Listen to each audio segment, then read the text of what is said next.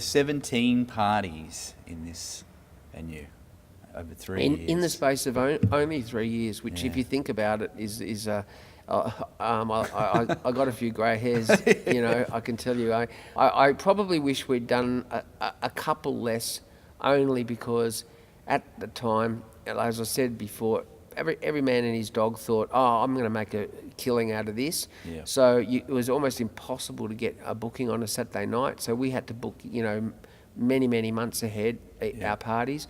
So I think we put probably a couple of parties on too many for our sake, for the workload that just two people put in. Yep. Mark, my partner, was he did the poster, administrated it, did all of the finances, the contract with the Holden, etc., that kind of thing. And my job was sound and lights, music. I designed the light rig and the indoor fireworks and when they would be used and with what songs and things like that. And we'd also have one or two little sort of spectacles through the night where we'd... Like I remember one thing was the famous drag queen Cindy Pastel, and we had her lowered from the ceiling on a chain motor, wearing big angel wings and throwing glitter over the crowd and all that sort of stuff. And you have to have been there to see and appreciate it, but it just worked. My first party was in '89. I started coming here to the Holden. Right. And I mean it's very different to the raves we have now, or what we had back in the 90s. Yeah. It was a real performance. Yeah. There was the dance party, the dance floor, but there was also a stage, almost a theatre or musical aspect to it as well. Absolutely. And that's why we'd usually, like at say 2 a.m, we would stop the music and we would do something theatrical. Yeah. So we would always think up something theatrical that we thought tied into the theme of the party, because every party had a theme in its name, and we would try to introduce that through some sort of theatrical event to do with whether it was the way the light rig started moving, whereas it hadn't moved up till then, or fireworks to the music and things like that. Yeah. So who were some of the early DJs and promoters you knew back from the Holden days? Well, the big name parties around the time that the Holden era was, so there was Bacchanalia, there was Rat, there was Fun, there was Sweatbox. They were the regulars. They were the people who put on a party every sort of 3 or 4 months like we did. Yeah. And, sometimes it really was real nail-biting competition, like literally where one of them would have been the week before us, and then that'd affect our numbers the next week, and then vice versa. We'd win over them. And it was this competition that was just driving the parties along. And as I say, giving us grey hairs with the amount of stress involved, not because it was enough hard work putting the party on, let alone the competitive nature at the time from other promoters. Yeah. Well, moving on. Obviously, the 80s saw the creation of the chemical generation. In your opinion, why do you think we were known as the chemical generation? Well, I can only say that it was just because from about 83 to 84 onwards, ecstasy arrived on the scene. When I started my DJing in 1980, ecstasy was not around. And then it just started, popping up. More and more people were starting to take it, and then when we were doing our parties, it was rife, really rife, and the authorities hadn't caught on then, and also the people that came to the parties, like Bacchanalia, incredibly well behaved. They were sharing the love. They really were sharing the love. A lot of raves tried to make out that that's what they were doing, but the real love was really seen at a Holden party. That was where the genesis of the ecstasy generation, to me, started. Rave came later, so Rave only took on from what the gay scene was doing. You mentioned the cops. When was the first time the cops actually showed up? And and for noise complaints.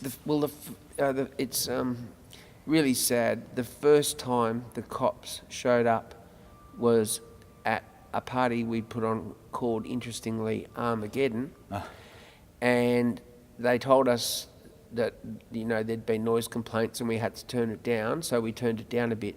Prior to that, for 3 years, there was a party in this room every Saturday night, and it had never had sound complaints.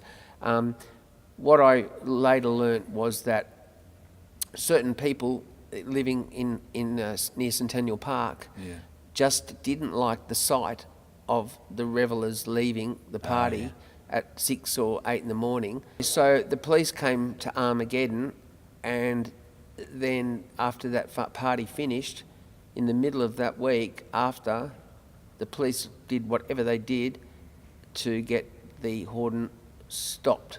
Yeah. And that was it. So the very last party here was a Bacchanalia, and interestingly enough, it was called. One. It was the very last one, and interestingly enough, it was called Armageddon, which was so true. So Paul, why the transition from big Holden dance parties to creating Stun, a rave nightclub held in the middle of the week? Well, what happened was there is a little gap between that. The Holden was closed. At that time, there was still this great fervour for going out on a Saturday night. 6,000 plus people wanted to do it. So we looked for a new location and discovered the Alexandria Basketball Stadium. Okay. So Bacchanalia went on to do about another 6 parties there. Okay. Right. Yeah, so Bacchanalia did continue it did keep going for a little bit longer. Then what happened was parties there came to an end again. Trouble with neighbours, complaints about noise, etc. Yeah. And I had been working in the gay / house music scene for about 15 years now at this point. And I had a friend who worked in a production company that was supplying lights and sounds to underground warehouse rave parties that had just started happening. And one Saturday night I thought, I'll go out. And I went along and I walked into this warehouse, and it was full of people, gyrating and covered in sweat and going crazy, and I had music like I'd never heard before. Just this incredible mixture of tribally beats and squawky Hoover sounds and all this sort of stuff. And I asked who was the DJ. The DJ was actually Abel El Toro. Okay. And anyway, I was immediately smitten with the rave, and that immediately I thought, oh look, I've been for 15 years now. I've been playing house music, and house music, hip house, Detroit, Chicago, but all variations of house music and disco, and plus with the new wave at the beginning. So I then thought, oh look, I know that no one is going to take me and give me a set at a rave party with my reputation of what I play and everything like that. So I thought, well, what I'll do is because I was an experienced promoter up to that point. So what I thought I'd do is I'd put on my own rave night. I thought, if no one's going to book me, I'll book myself. So I shopped around and I found this brilliant little club down in Sussex Street called Neo Ferro. They spent $12 million. It was attached to a high-rise hotel down near Sussex Street. And I suggested, I don't remember why, but at the time more people went out more nights of the week than they do now. So I don't know why, but I picked Wednesday. I thought, I think it was because raves were happening on a Saturday, so I tried to space it between the party itself and people recovering Yeah. So we went for Wednesdays, Yeah. and it was called Stun. Stun went on to be very successful, Yeah. and ran for about 4.5 years at Neoferro.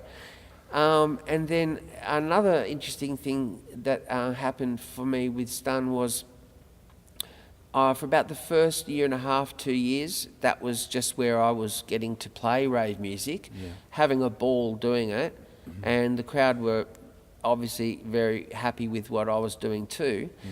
And then I suppose it was only going to happen eventually, but promoters would come down to Stun to promote their parties coming up on the weekend with Yeah. flyers and that. And then one night I had a guy come up to the side of the booth, and he said, "I'd like you to play one of my raves," and it was Prodigy 3. Yeah. And I was given the 4:30 to 6 slot in the morning. Yep. So Paul, in the interview I did with Abel El Toro, he said that Neo Faro was really cool because as ravers we're only used to partying in dirty old warehouses, but Neo Faro was flash, with smooth marble finishes like a five-star hotel. Yes, that was the great thing about it. Was I discovered this club where they'd invested $12 million on the fit out. Yeah. Not a huge club; it only held about 300 or 400. Yep. But everywhere you looked was brass, mirror. They had brilliant sound system, one of the only few in Sydney, of course, at the time. Yep. There was stairs that went up to like a dining room, and sometimes we'd have special nights where we'd run later, like we'd go to like 7 in the morning, and at sort of 5:30 or something we'd serve breakfast in the restaurant, so the kids could go up and have breakfast and then come back down and keep dancing. I was so happy because the venue was going to waste. It was just sitting there. It was not succeeding, and our Wednesday night was their busiest night. They didn't even get half. We would get 350 people to Stun on a Wednesday night, which you couldn't do these days. No. But they were getting like 80 or 100 on a Saturday night because it was an Asian hotel, and they were marketing to their Asian clientele, and so they were mainly just coming down for cocktails and maybe one or two dances, and then that was it. Whereas we had full-on ravers going off in their room. The people who owned the club were quite stunned, literally stunned, as the title was called. I just want to say, you mentioned Abel. It was Abel who I heard when I first walked into my first warehouse rave, and what he was doing, and this incredible melange of sort of tribally, thumpy beats, and his unique way of mixing and all that sort of stuff just captivated me. So I thought when I set up Stun, I would be the main DJ, but I wanted to have a resident who would start off the night, and I picked Abel. I had great respect for Abel and thought he deserved that position at Stun, and I was really, really happy with the work he did, because he would play his quirky style, and that was a really nice warm-up to my slightly more conventional approach to dance music. So we made a great team, and occasionally we'd put on guest DJs, but there was generally not a need to, because between Abel and I, we covered all the bases.